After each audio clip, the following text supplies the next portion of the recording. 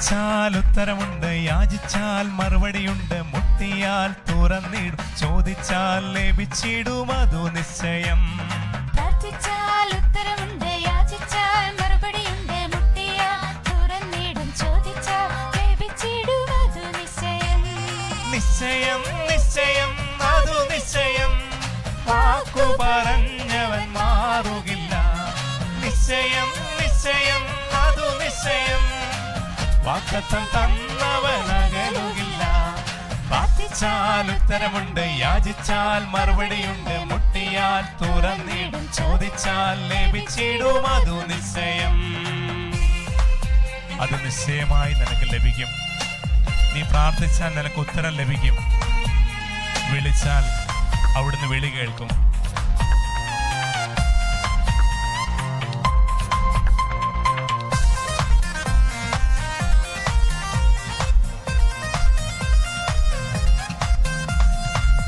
ആരാധിച്ചാൽ വിടുതലുണ്ട്, ആശ്രയിച്ചാൽ കരുതലുണ്ട്.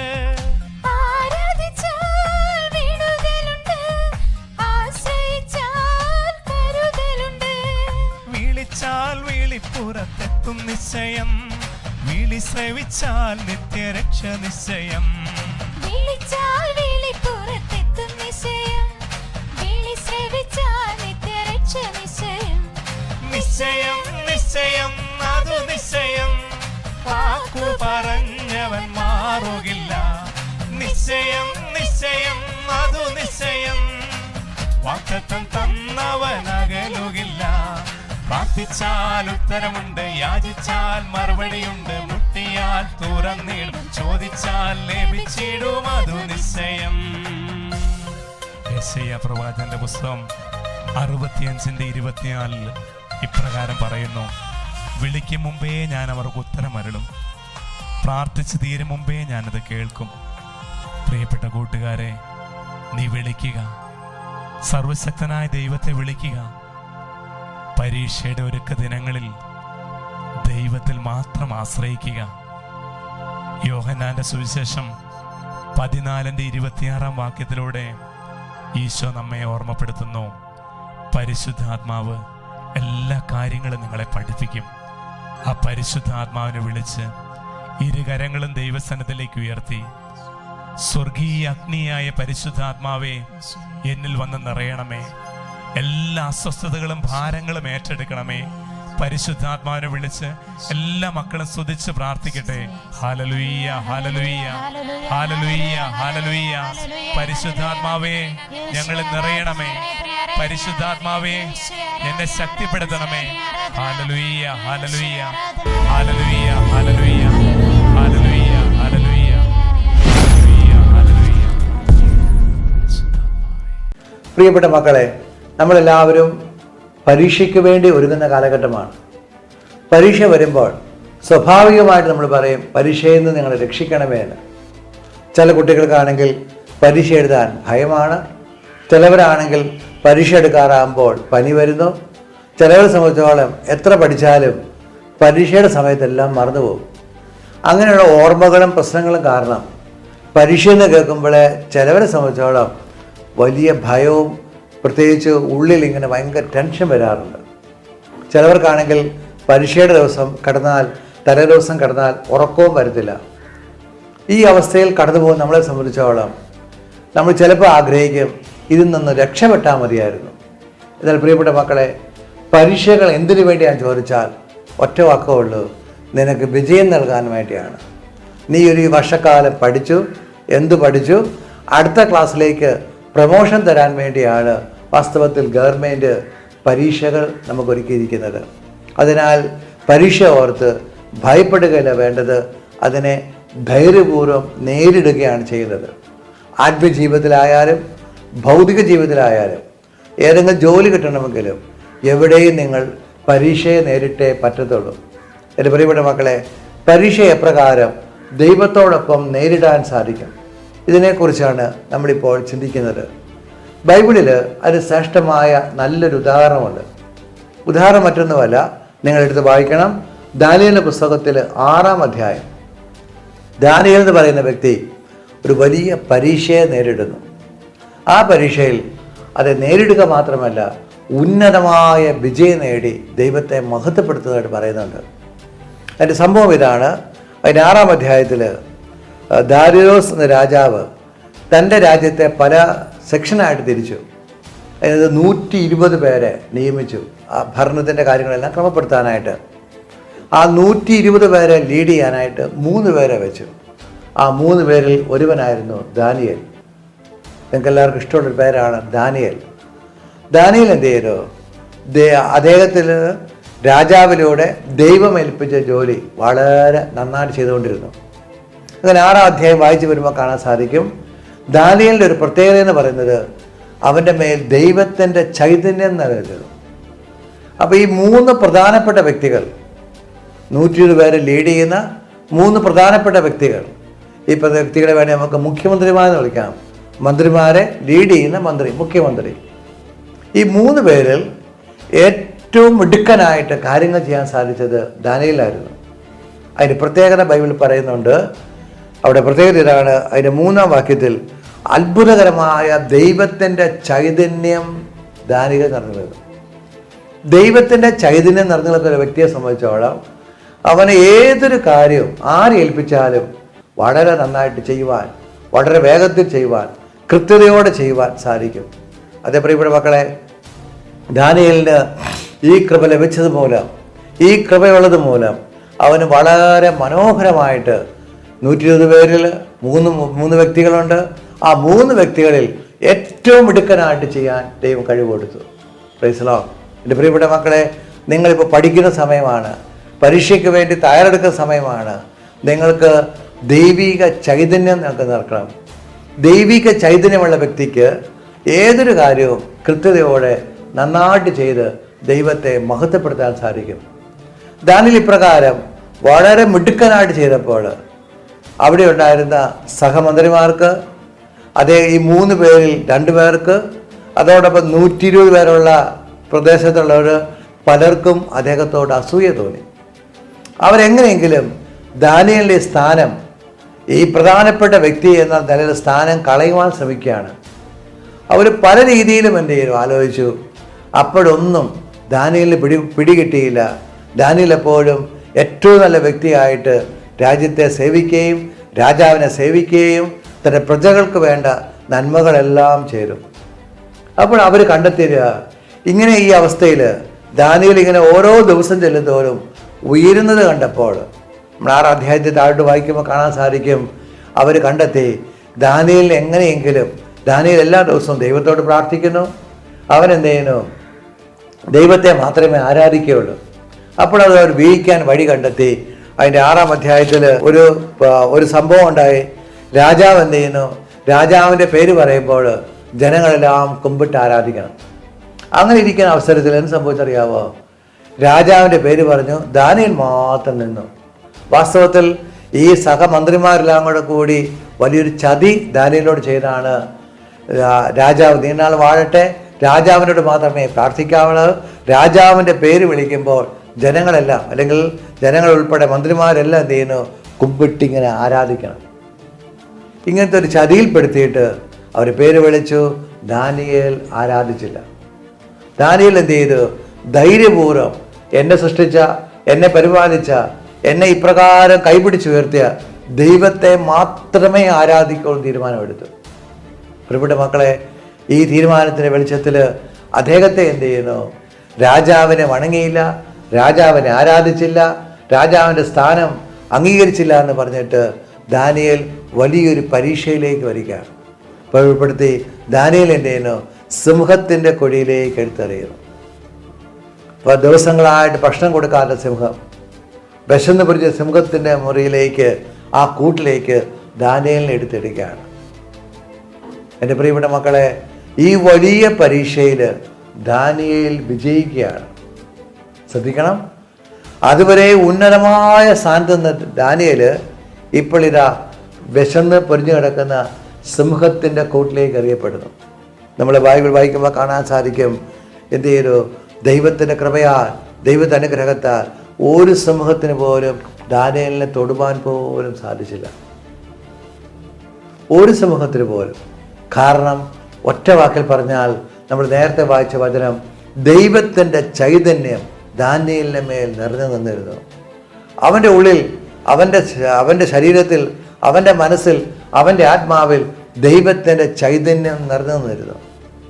അപ്രകാരം നിന്ന ഒരു വ്യക്തിക്ക് ആ വ്യക്തിയെ തൊടുവാൻ ഒരു സിംഹത്തിനും സാധ്യമാവില്ല. എൻ്റെ പ്രിയപ്പെട്ട മക്കളെ, ഇപ്രകാരം ദാനിയേൽ സിംഹങ്ങൾ എറിയപ്പെട്ടു.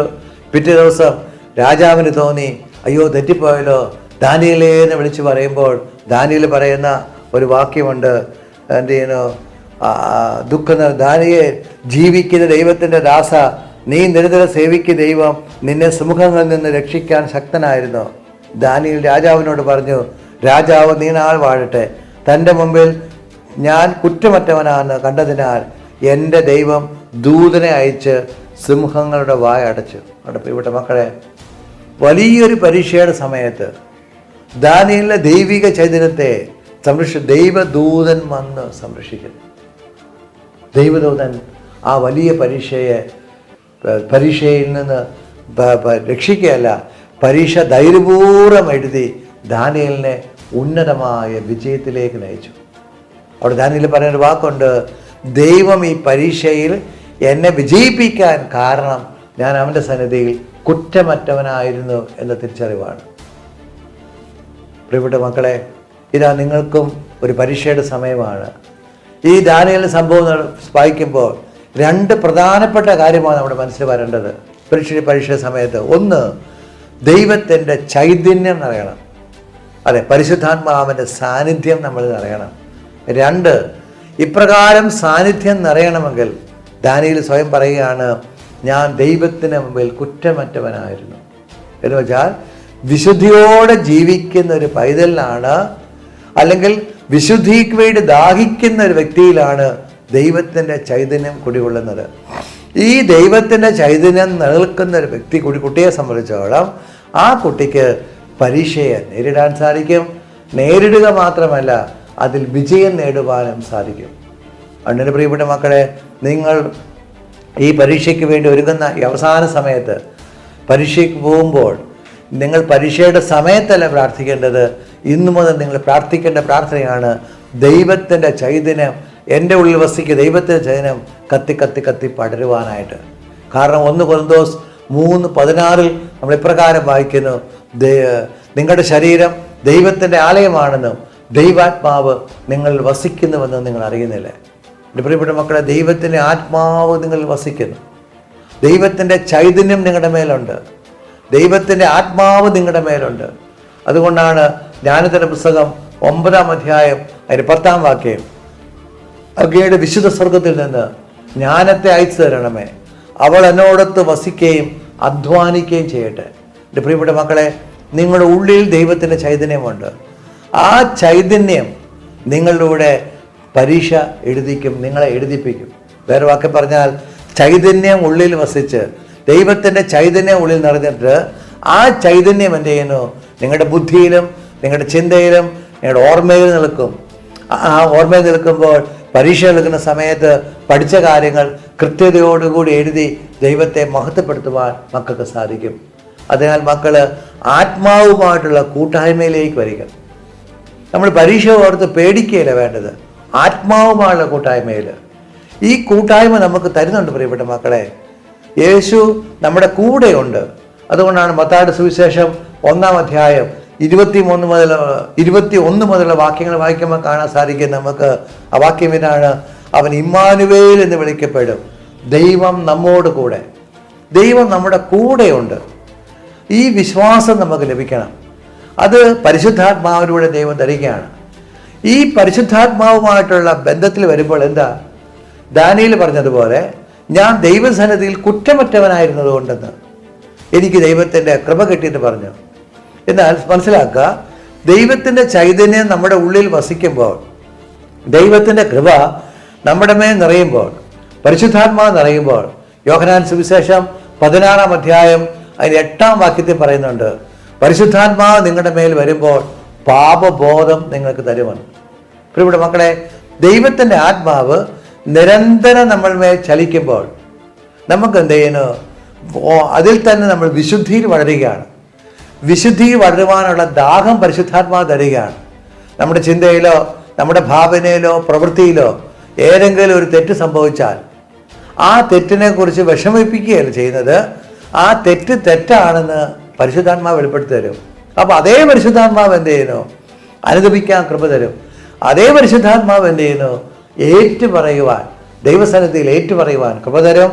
അതേ പരിശുദ്ധാത്മാവ് പ്രിയപ്പെട്ട മക്കളെ, ഈ സമയത്ത് സാധിക്കുമെങ്കിൽ ആഴ്ചയിൽ ഒരിക്കൽ ഈ പരീക്ഷയുടെ സമയത്ത് കുമ്പസാരിക്കുവാൻ വൈദികനടുക്ക ചെന്ന് ഒരുങ്ങി കാര്യങ്ങൾ പറയുവാനും സഹായിക്കും. അങ്ങനെ പരിശുദ്ധാത്മാവിൻ്റെ സഹായത്തോടു കൂടി മക്കൾ പരീക്ഷയ്ക്ക് വേണ്ടി ഒരുങ്ങുകയാണ്. കാരണം ഈ പരിശുദ്ധാത്മാവ് നമ്മളോട് പറയുന്നുണ്ട്.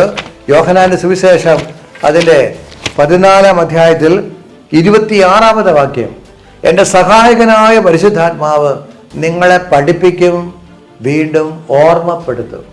വാസ്തവത്തിൽ പരീക്ഷയ്ക്ക് മുമ്പുള്ള ഈ കാലഘട്ടങ്ങളിൽ പരിശുദ്ധാത്മാവ് നിരന്തരം പഠിപ്പിക്കുകയാണ്. 2, പരിശുദ്ധാത്മാവ് നമ്മളെ എന്ത് ചെയ്യുന്നു? ഓർമ്മപ്പെടുത്തും.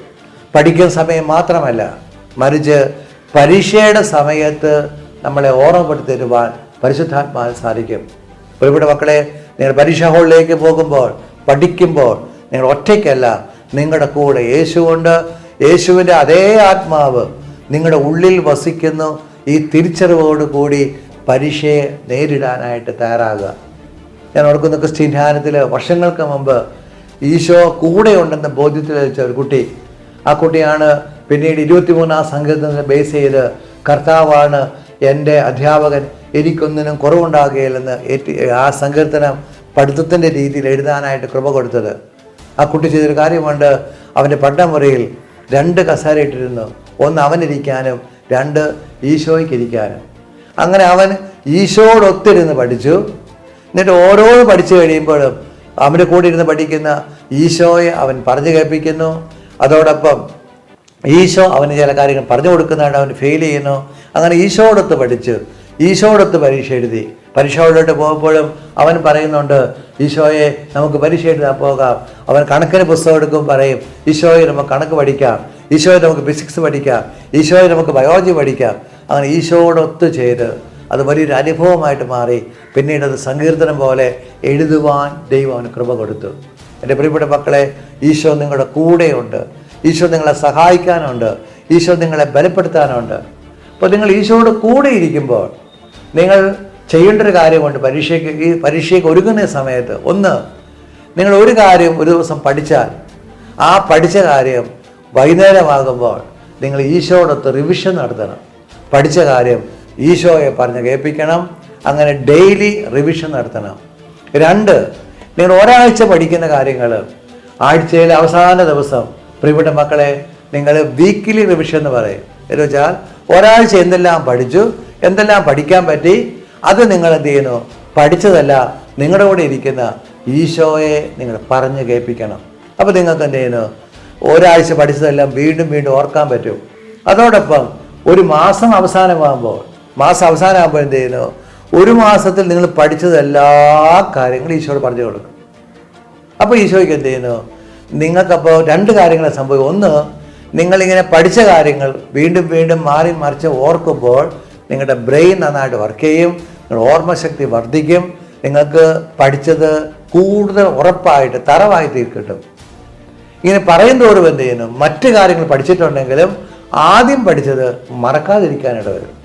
അപ്പോൾ ഈശോയോട് പറയുമ്പോൾ എന്താ?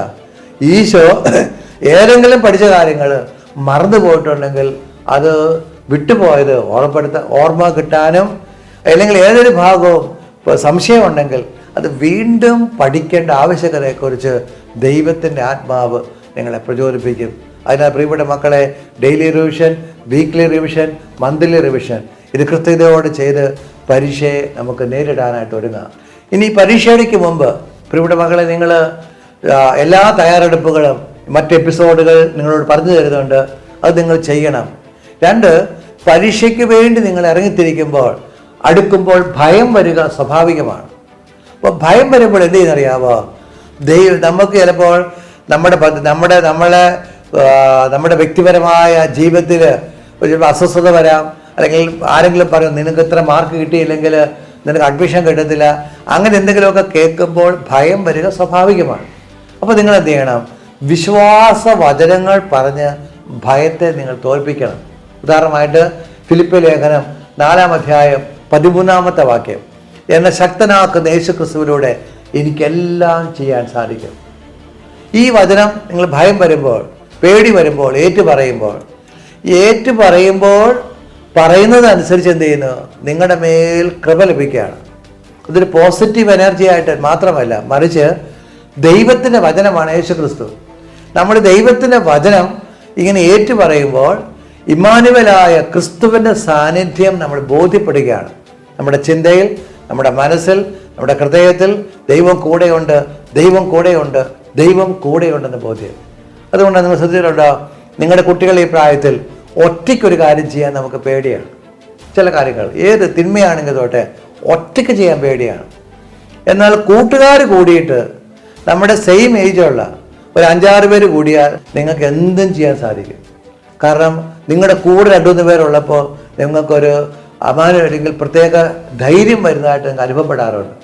എന്നാൽ പ്രിയപ്പെട്ട മക്കളെ, നിങ്ങളുടെ കൂടെ ഊണിലും ഉറക്കത്തിലും ദുഃഖത്തിലും ദാരിദ്ര്യത്തിലും നിങ്ങളുടെ ഉന്നതമായ മാർക്ക് വാങ്ങിക്കുമ്പോഴും പരാജയം നേരിടുമ്പോഴും നിങ്ങളെ സഹായിക്കുന്ന കർത്താവായ യേശു ക്രിസ്തു നിങ്ങളുടെ കൂടെ ഉണ്ട് മക്കളെ. ബൈബിളിലെ പുതിയ നിയമം നിങ്ങൾ വായിക്കുമ്പോൾ കാണാൻ സാധിക്കും, പാപത്തിൽ നിൽക്കുന്ന വ്യക്തിയുടെ കൂടെ യേശു, രോഗത്തിൽ വലയുന്ന വ്യക്തിയുടെ കൂടെ യേശു, വള്ളത്തെ പോയപ്പോൾ കാറ്റും കോളും ഉണ്ടായപ്പോൾ അവരെ ബലപ്പെടുത്തുന്ന യേശു, ആ യേശു ഇന്നും ഉണ്ട്. അതുകൊണ്ടാണ് ഹെബ്രായ ലേഖനം 13:8 നമ്മൾ ഇപ്രകാരം വായിക്കുന്നത്, യേശു ക്രിസ്തു ഇന്നലെയും ഇന്നും നാളെയും ഒരേ ഒരാൾ തന്നെ. എന്ന് വെച്ചാൽ ബൈബിൾ എന്തെല്ലാം യേശുവിനെ കുറിച്ച് പറഞ്ഞിട്ടുണ്ട് അതെല്ലാം ഇന്നും നമുക്ക് അനുഭവിക്കാൻ പറ്റും. ഇന്നലെ അനുഭവിച്ച കേട്ടതുമല്ല ഇന്നും നമുക്ക് അനുഭവിക്കാൻ പറ്റും, നാളെയും അനുഭവിക്കാൻ പറ്റും. അല്ല പ്രിയപ്പെട്ട മക്കളെ, നിങ്ങൾ യേശുവിനോടൊത്തായിരിക്കുക. അതുകൊണ്ട് നിങ്ങൾ എല്ലാ ദിവസവും ഇനിയുള്ള ദിവസങ്ങളിൽ പരീക്ഷയ്ക്ക് വേണ്ടി ഒരുങ്ങുമ്പോൾ ആദ്യം ചെയ്യേണ്ടത് പുതിയ നിയമത്തിൽ ബൈബിളിലെ ഒരു അധ്യായം നിങ്ങൾ വായിച്ചിട്ട് പഠിക്കാൻ ആരംഭിക്കുക. എന്നിട്ട് ഈശോടൊത്ത് 2 കസേര ഇടുക, ഈശോടൊത്ത് പഠിക്കുക. ഈശോ ഓരോ ദിവസവും പഠിക്കുന്നത് ഡെയിലി റിവിഷൻ കൊടുക്കുക, വീക്ക്ലി റിവിഷൻ നടത്തുക, മന്ത്ലി റിവിഷൻ നടത്തുക. അങ്ങനെ ദാനിയേൽ പരീക്ഷയെ നേരിട്ടതുപോലെ ദൈവത്തിൻ്റെ വിശുദ്ധിയിൽ വളർന്ന് ദൈവത്തിൻ്റെ ചൈതന്യത്താൽ നിറഞ്ഞ് ഉന്നതമായ വിജയത്തിലേക്ക്, ഉന്നതമായ പരീക്ഷയിലേക്ക്, ഈ വലിയ പരീക്ഷയിലേക്ക് നമുക്ക് പ്രവേശിക്കാം. ഈ വലിയ പരീക്ഷയിൽ നിങ്ങൾ ഭയപ്പെടരുത്. നിങ്ങളുടെ കൂടെ ദൈവമുണ്ട്, യേശുവുണ്ട്, അവൻ്റെ ചൈതന്യം നിങ്ങളുടെ ഉള്ളിലുണ്ട്. ആ ചൈതന്യം പ്രവർത്തിച്ച് ഉന്നതമായ വിജയം നേടാൻ ഓരോരുത്തരെയും ദൈവം അനുഗ്രഹിക്കട്ടെ. വീണ്ടും പറയുന്നു, നിങ്ങൾ പരീക്ഷ എഴുതുമ്പോൾ ഞങ്ങളെല്ലാവരും ക്രിസ്ത്യൻ മിനിസ്ട്രി, കോട്ടയത്തെ ക്രിസ്ത്യൻ ഓഫീസിലും ക്രിസ്ത്യൻ മലബാർ റീജിയനിലൊക്കെ പ്രിയപ്പെട്ടവരെ, കുഞ്ഞുങ്ങളെ, നിങ്ങൾക്ക് വേണ്ടി ഞങ്ങൾ പ്രാർത്ഥിക്കുന്നതായിരിക്കും. ഞങ്ങൾ പ്രാർത്ഥനയിൽ നിങ്ങളുടെ കൂടെ ഉണ്ടായിരിക്കും. അതിനാൽ ധൈര്യപൂർവ്വം പരീക്ഷയെ നേരിടുക. കർത്താവ് വിജയം നൽകി ദൈവം നിങ്ങളെ അനുഗ്രഹിക്കട്ടെ. ദൈവത്തിൻ്റെ മഹത്വം നിറയട്ടെ. നിങ്ങൾക്ക് പരീക്ഷാ ഹാളിലും ഇനിയുള്ള പരീക്ഷയുടെ സമയത്തും പരീക്ഷയ്ക്ക് വേണ്ടി ഒരുങ്ങുന്ന സമയത്തും ഈശോയോടുള്ള സജീവ സാന്നിധ്യം ലഭിച്ച് വിശുദ്ധിയിലും ദൈവിക ചൈതന്യം വളർന്ന് ദൈവത്തെ മഹത്വപ്പെടുത്താൻ എവിടെയാക്കട്ടെ. കർത്താവായ യേശുവേ, പരീക്ഷയ്ക്ക് ഒരുക്കുന്ന എല്ലാ കുട്ടികളെയും നീ അനുഗ്രഹിക്കണമേ. പ്രത്യേകിച്ച് ഈ സമയത്ത് നിന്നോടൊത്ത് പഠിക്കുവാൻ, പരീക്ഷ എഴുതുവാൻ, ഉന്നത വിജയം നേടുവാൻ കൃപ ലഭിക്കട്ടെ. ദാനിയേലിനെ പോലെ ദൈവിക ചൈതന്യം കൊണ്ട് നിറയട്ടെ. അതോടൊപ്പം വിശുദ്ധിയിൽ ഈ കുഞ്ഞുങ്ങൾ വളരട്ടെ, ദൈവത്തെ മഹത്വപ്പെടുത്തട്ടെ. പരീക്ഷയുടെ സമയത്ത് നിൻ്റെ വലിയ സഹായം കുഞ്ഞുങ്ങൾക്ക് ലഭിക്കട്ടെ. അങ്ങനെ പരീക്ഷ എഴുതി ഉന്നതമായ വിജയം നേടി ദൈവത്തെ മഹത്വപ്പെടുത്തുന്ന ഉന്നത വ്യക്തികളായി, വൈദികരായി, സിസ്റ്റേഴ്സായി, ആത്മായ ശുശ്രൂഷകരായി, ഡോക്ടേഴ്സായി, എഞ്ചിനീയേഴ്സായി, കൃഷിക്കാരായി ഈ കുഞ്ഞുങ്ങളെക്കുറിച്ച് നീ എന്താണോ ആഗ്രഹിക്കുന്നത് ആ പദ്ധതി, ജെറമ്യ 29:11 പദ്ധതി ഈ കുഞ്ഞുങ്ങളുടെ ജീവിതത്തിൽ പൂവണിയട്ടെ. നിത്യം പിതാവും പുത്രനും പരിശുദ്ധാത്മാ സർവേശ്വര എന്നേക്കും ആമേൻ.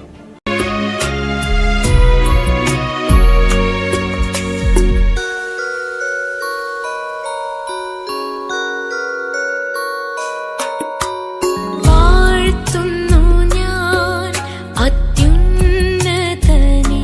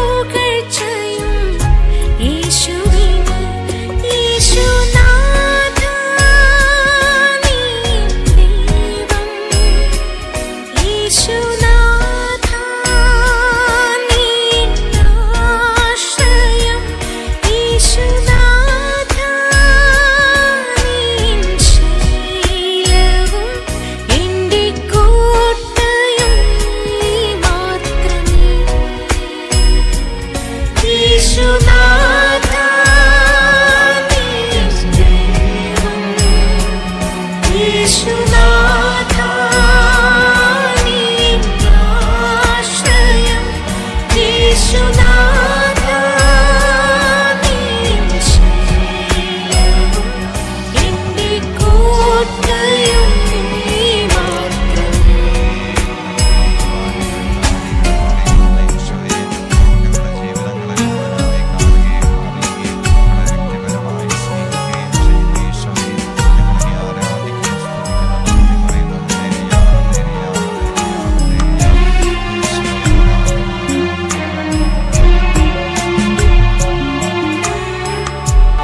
അധ്വാനിക്കുന്നവരും ഭാരം വഹിക്കുന്നവരുമായ നിങ്ങളെല്ലാവരും എൻ്റെ അടുക്കൽ വരുവിൻ, ഞാൻ നിങ്ങളെ ആശ്വസിപ്പിക്കാം എന്നരുളി ചെയ്ത ഈശോ ഇതാ ലോകാവസാനം വരെ ഈ ഭൂമിയിലുള്ള ഓരോ മകനും മകൾക്കും ദൈവത്തിൻ്റെ ആശ്വാസം നൽകുവാൻ, ദൈവത്തിൻ്റെ ശക്തി നൽകുവാൻ, ദൈവികമായ കൃപാവരങ്ങൾ നൽകുവാൻ ഇതായി അൾത്താരയിൽ എഴുന്നള്ളിയിരിക്കുകയാണ്.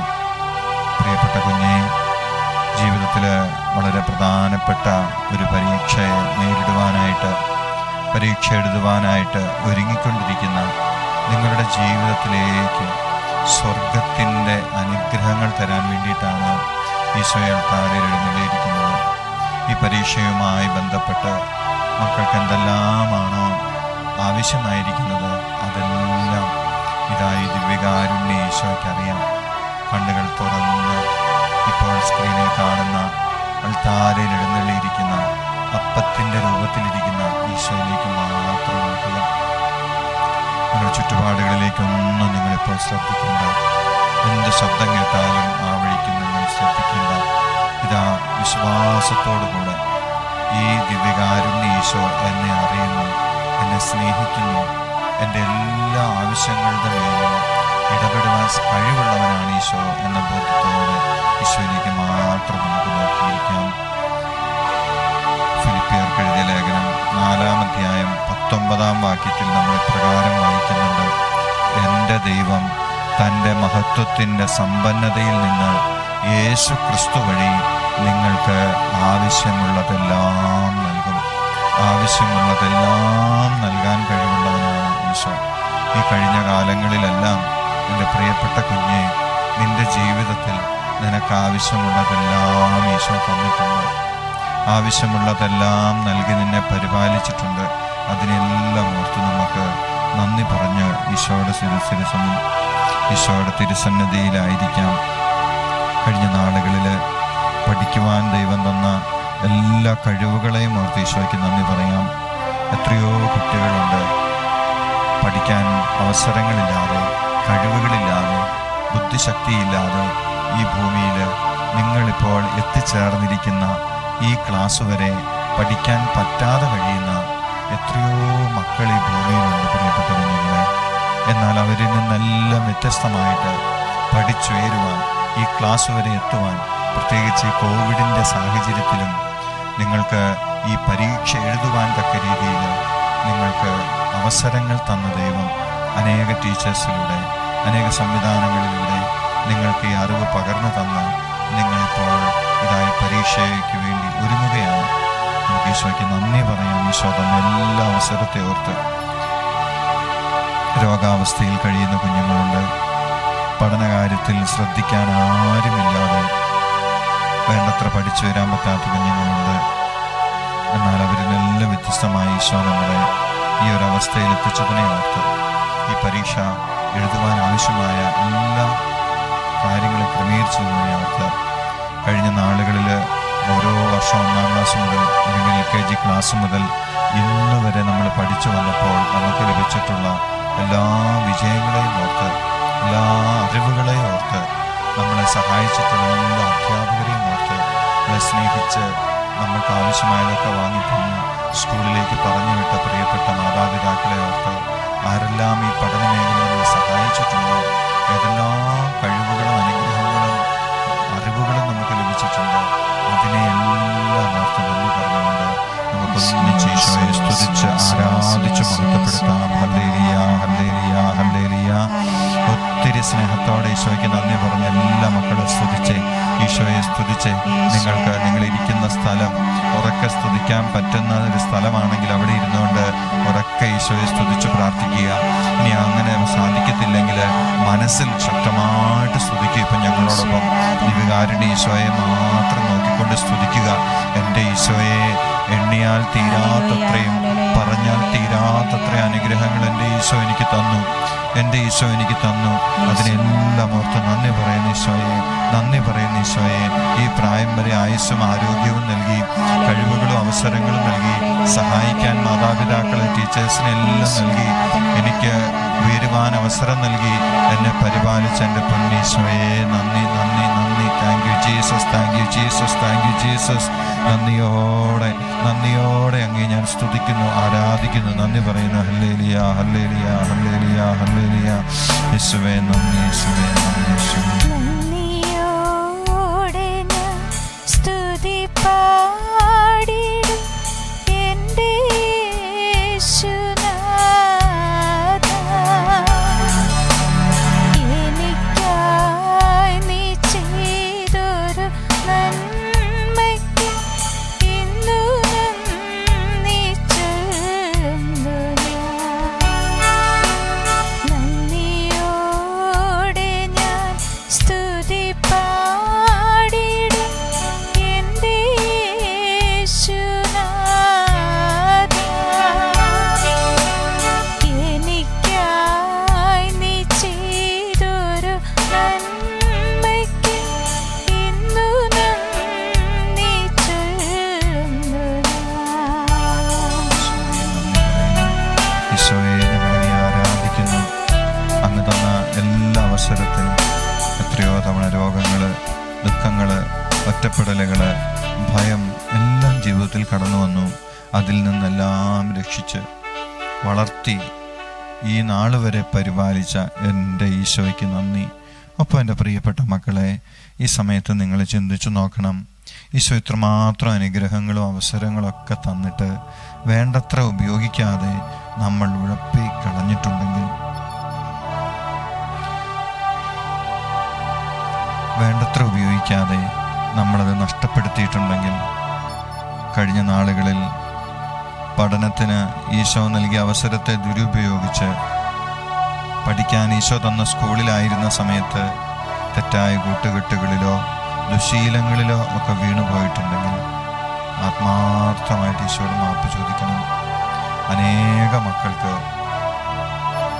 ലഭിക്കാത്ത അവസരങ്ങളാണ് ഈശോ നമുക്ക് തന്നത്. ഇന്ത്യയുടെ പല ഗ്രാമങ്ങളിലും കുഗ്രാമങ്ങളിലും സ്കൂളുകളില്ലാതെ, പഠന സൗകര്യമില്ലാതെ ഈ രാജ്യത്ത് തന്നെ അനേക മക്കൾ കഴിയുമ്പോഴാണ് നമുക്ക് എത്ര നല്ല സ്കൂളുകളും പഠിപ്പിക്കാൻ അധ്യാപകരെയും അവസരങ്ങളൊക്കെ തന്ന ദൈവം നമ്മളെ ഉയർത്തുന്നത്. അതുപോലെ പ്രിയപ്പെട്ട മക്കളെ, തെരുവോരങ്ങളിൽ സ്കൂളിൽ പോകാനും സ്കൂളിൽ പറഞ്ഞു വിടാനും അവസരങ്ങളില്ലാതെ, ആരും നിർബന്ധിക്കാതെ ഇന്നും പഠിക്കാൻ കഴിയാതെ വളരുന്ന അനേക മക്കളുണ്ട്. എന്നാൽ അതിൽ നിന്നെല്ലാം വ്യത്യസ്തമായിട്ട് നമ്മളെ നിർബന്ധിച്ച്, ചെറിയ ക്ലാസ് മുതൽ ഇന്ന് വരെ നിർബന്ധിച്ച് സ്കൂളിൽ വിട്ട മാതാപിതാക്കൾ, അധ്യാപകർ, അവരുടെ എല്ലാം മനസ്സിൽ നമ്മളെക്കുറിച്ച് വലിയ പ്രതീക്ഷകളുണ്ട്, സ്വപ്നങ്ങളുണ്ട്. എന്നാൽ അതെല്ലാം മറന്ന് നമ്മൾ ഏതെങ്കിലും രീതിയിൽ ആ പഠനത്തിൽ ഉഴപ്പിയിട്ടുണ്ടെങ്കിൽ, പഠനത്തെക്കാൾ മറ്റു കാര്യങ്ങൾക്ക് പ്രാധാന്യം നൽകിയിട്ടുണ്ടെങ്കിൽ, അവയെല്ലാം ഓർത്ത് മാപ്പ് ചോദിച്ച് നമുക്ക് പ്രാർത്ഥിക്കാം. ഏതെങ്കിലും അധ്യാപകരെ വേദനിപ്പിച്ചിട്ടുണ്ടെങ്കിൽ, കോപ്പിയടിച്ച് തെറ്റായ മാർഗത്തിലൂടെ മാർക്ക് വാങ്ങിയിട്ടുണ്ടെങ്കിൽ, അങ്ങനെ പഠനവുമായി ബന്ധപ്പെട്ട്, സ്കൂളുമായി ബന്ധപ്പെട്ട്, അധ്യാപകരുമായി ബന്ധപ്പെട്ട് ഏതെങ്കിലും തെറ്റുകളോ കുറ്റങ്ങളോ പോരായ്മകളോ മനസ്സിലുണ്ടെങ്കിൽ, ചെയ്തു പോയിട്ടുണ്ടെങ്കിൽ, ആരോടെങ്കിലും ഏതെങ്കിലും ടീച്ചേഴ്സിനോടോ കൂട്ടുകാരോടോ മനസ്സിൽ വെറുപ്പോ വിദ്വേഷമോ ഒക്കെ കടന്നു വന്നിട്ടുണ്ടെങ്കിൽ എല്ലാം ഈശോയ്ക്ക് സമർപ്പിച്ച്, ആ കഴിഞ്ഞ നാളുകളിലെ വിദ്യാഭ്യാസ കാലഘട്ടത്തിൽ ജീവിതത്തിൽ വന്നുപോയ എല്ലാ പാപങ്ങളിൽ നിന്നും, എല്ലാ അശുദ്ധിയിൽ നിന്നും എൻ്റെ ഈശോയെ അങ്ങ് കാൽവരിയിൽ ചിന്തിയ ആ തിരുരക്തം കൊണ്ട് എൻ്റെ ശിരസ് മുതൽ പാദം വരെ കഴുകി എൻ്റെ ആത്മാവിനെയും മനസ്സിനെയും ശരീരത്തെയും കഴുകി എന്നെ വിശുദ്ധീകരിക്കണമേ എന്ന ആഗ്രഹത്തോടെ നമുക്കിപ്പോൾ പ്രാർത്ഥിക്കാം. തിരുരക്തത്താലെ കഴുകിയിടേണമേ തിരുനാഥാ എന്നെ പൂർണ്ണമായി. തിരുരക്തത്താലെ കഴുകിയിടേണമേ തിരുനാഥാ എന്നെ പൂർണ്ണമായി. കരങ്ങൾ രണ്ടും നെഞ്ചോട് ചേർത്ത് വെച്ച് തിരുരക്തത്താലെ വലിയ കഴുകിയിടേണമേ പാടി പ്രാർത്ഥിക്കാം. തിരുനാഥാ എന്നെ പൂർണ്ണമായി. ഈശോയെ തന്നെ നോക്കിക്കൊണ്ട് പാടാം. തിരുരക്തത്താലെ കഴുകിയിടേണമേ തിരുനാഥാ എന്നെ പൂർണ്ണമായി. നമ്മുടെ പഠനവുമായി ബന്ധപ്പെട്ട് ഇപ്പോൾ നമുക്ക് എന്തെല്ലാം പ്രശ്നങ്ങളാണുള്ളത്, ഏതെല്ലാം തടസ്സങ്ങളാണുള്ളത്? ഓർമ്മയിൽ സൂക്ഷിക്കാൻ പറ്റാത്ത അവസ്ഥകളുണ്ടാകാം. പഠിക്കാനിരിക്കുമ്പോൾ പല വിചാരങ്ങൾ വരുന്ന അവസ്ഥയുണ്ടാകാം. തലവേദനയുണ്ടാകാം. ശാരീരികമായ മറ്റ് അസ്വസ്ഥതകളുണ്ടാകാം. ക്ഷീണമുണ്ടാകാം. അമിതമായ ഉറക്കമുണ്ടാകാം. പരീക്ഷയെക്കുറിച്ച് ഓർക്കുമ്പോൾ അമിതമായ ഉത്കണ്ഠയും ഭയവും ഒക്കെ ഉണ്ടാകാം. എൻ്റെ പ്രിയപ്പെട്ട മക്കളെ, ഈശോയ്ക്കെല്ലാം അറിയാം. വിശ്വാസത്തോടെ ആദ്യവികാരൻ ഈശോയുടെ തിരുമുമ്പിലേക്ക്, പ്രിയപ്പെട്ട കുഞ്ഞെ, നീ ഇപ്പോൾ അഭിമുഖീകരിക്കാൻ പോകുന്ന ഈ പരീക്ഷകളുമായി ബന്ധപ്പെട്ട് നിനക്ക് എന്തെല്ലാം അസ്വസ്ഥതകളാണോ ഉള്ളത്, അവയെല്ലാം ഈശോയ്ക്ക് സമർപ്പിച്ചേ, മനസ്സിലോർത്ത് സമർപ്പിച്ചേ. എൻ്റെ ഈശോ എന്നെ ഒന്ന് തുടങ്ങുമെന്ന് പ്രാർത്ഥിച്ചേ. ജ്ഞാനത്തിൻ്റെ പുസ്തകം 16-ാം അധ്യായം 12-ാം വാക്യത്തിൽ നമ്മൾ ഇപ്രകാരം വായിക്കുന്നില്ലേ? കർത്താവേ, മരുന്നോ ലേപന ഔഷധമോ അല്ല, എല്ലാവരെയും സുഖപ്പെടുത്തുന്നത് അങ്ങയുടെ വചനമാണ്. കർത്താവേ, മരുന്നോ ലേപന ഔഷധമോ അല്ല, ഇതായി ദിവ്യകാരുണ്യത്തിൽ നിന്നും ഈശോയുടെ വചനത്തിൻ്റെ ശക്തി, ഈശോയുടെ സാന്നിധ്യത്തിൻ്റെ ശക്തി നിങ്ങളുടെ ജീവിതത്തിലേക്ക് ഇപ്പോൾ കടന്നു വരുന്നു. സങ്കീർത്തനം 107:20 നമ്മൾ ഇപ്രകാരം വായിക്കുന്നു: അവിടുന്ന് തൻ്റെ വചനമയച്ച് അവരെ സൗഖ്യമാക്കി, വിനാശത്തിൽ നിന്ന് വിടുവിച്ചു. അവിടുന്ന് തൻ്റെ വചനമയച്ച് അവരെ സൗഖ്യമാക്കി, വിനാശത്തിൽ നിന്ന് വിടുവിച്ചു. എൻ്റെ പ്രിയപ്പെട്ട മക്കളെ, എല്ലാവിധത്തിലുള്ള വിനാശത്തിൽ നിന്നും, വിജയം നേടാൻ തടസ്സമായി നിൽക്കുന്ന കാര്യങ്ങളിൽ നിന്നും ഇതാ ഈശോ നിന്നെ ഇപ്പോൾ സുഖപ്പെടുത്തുന്നു. പ്രഭാഷകൻ 34:20 നമ്മൾ വായിക്കുന്നുണ്ട്: അവിടുന്ന് ആത്മാവിനെ ഉത്തേജിപ്പിച്ച് കണ്ണുകളെ പ്രകാശിപ്പിക്കുന്നു. അവിടുന്ന് സൗഖ്യവും ജീവനും അനുഗ്രഹവും പ്രദാനം ചെയ്യുന്നു. അവിടുന്ന് ആത്മാവിനെ ഉത്തേജിപ്പിച്ച് കണ്ണുകളെ പ്രകാശിപ്പിക്കുന്നു, സൗഖ്യവും ജീവനും അനുഗ്രഹവും പ്രദാനം ചെയ്യുന്നു. പ്രിയപ്പെട്ട കുഞ്ഞുങ്ങളെ, നമ്മുടെ ഉള്ളിലേക്ക് കടന്നു വന്നിട്ടുള്ള ദൈവത്തിൻ്റെ പരിശുദ്ധാത്മാവ് നമ്മിലേക്ക് കടന്നു വന്ന് നമ്മുടെ കണ്ണുകളെ പ്രകാശിപ്പിക്കും, ബുദ്ധിയെ പ്രകാശിപ്പിക്കും, ഓർമ്മശക്തി വർദ്ധിപ്പിക്കും, സൗഖ്യവും ജീവനും അനുഗ്രഹവും പ്രദാനം ചെയ്യും. വിശ്വാസത്തോടുകൂടെ ഇന്ന് ഈ പരീക്ഷയുമായി ബന്ധപ്പെട്ട ഏതെല്ലാം അസ്വസ്ഥതകളാണോ നമുക്ക് അനുഭവപ്പെടുന്നത്, അവയെല്ലാം കർത്താവ് ഈശോയുടെ കരങ്ങളിലേക്ക് സമർപ്പിച്ചൊരിക്കൽ കൂടെ അവരുടെ മേലെല്ലാം ഈശോയുടെ തിരുമുറിവാർന്ന ആ കൈകളിപ്പോൾ സ്പർശിക്കുന്നതിനും അവിടുത്തെ പരിശുദ്ധാത്മാവ് നമ്മളിൽ ഉത്തേജിക്കുന്നതിനും വേണ്ടി ആഗ്രഹിച്ചുകൊണ്ട് സ്തുതിച്ച് പ്രാർത്ഥിക്കട്ടെ. ഹല്ലേലൂയ, ഹല്ലേലൂയ, ഹല്ലേലൂയ, ഹല്ലേലൂയ. യേശുവേ, ആരാധന, ആരാധന, ആരാധന, ആരാധന, ആരാധന, ആരാധന. യേശുവേ നന്ദി, യേശുവേ നന്ദി, യേശുവേ നന്ദി.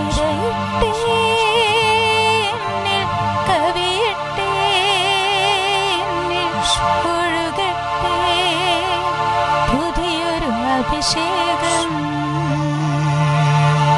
നിറയട്ടെ, കവിയട്ടെ, ഒഴുകട്ടെ പുതിയൊരു അഭിഷേകം. കരങ്ങൾ ഈശോയുടെ ആശീർവാദം നമുക്ക് സ്വീകരിക്കാം. നമ്മുടെ പഠനത്തെ മുഴുവൻ പരീക്ഷകളെല്ലാം ഈശോ ഏറ്റെടുത്തു, ഈശോ അനുഗ്രഹിച്ചു. ഏറ്റവും അടുത്ത സമയത്ത് ഒരു നല്ല കുമ്പസാരം നടത്താം. കുമ്പസാരിച്ച് ഒരുങ്ങി ഈശോയോടൊപ്പം നമുക്ക് ഈ പരീക്ഷ എഴുതാം. അതിനാവശ്യമായ എല്ലാ അനുഗ്രഹങ്ങളും ഈ ദിവ്യകാരുണ്യ ആശീർവാദത്തിലൂടെ ഈശോ നമുക്ക് നൽകുന്നു. ഈശോയുടെ ആശീർവാദം നമുക്ക് ശിരസ്സ് നമിച്ച് സ്വീകരിക്കാം.